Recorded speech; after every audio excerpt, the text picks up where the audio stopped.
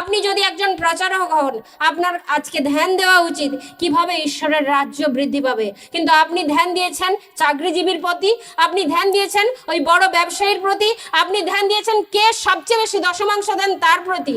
না প্রিয়জন, আপনি ঈশ্বরের প্রতি ধ্যান দিন।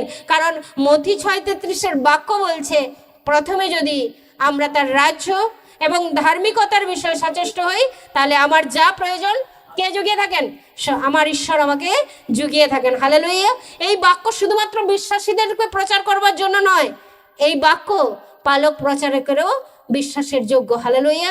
যদি আমি তার রাজ্য এবং ধার্মিকতার জন্য সচেষ্ট হই, তাহলে তিনি আমাদেরকে সমস্ত প্রয়োজন মেটাবেন। আর আজকে লেবীয় পুস্তক 26 অধ্যায় 2 পদ কি বলছে? তোমরা আমার বিশ্রামবার কি দেখে যেও? পালক প্রচারককে দেখে যেও? না না না, আমরা যেন জানি যে সেখানে ঈশ্বরের উপস্থিতি আছে এবং এটা ঈশ্বরের আজ্ঞা। আমরা যেন বাধ্য সহকারে কি করি? পালন করি।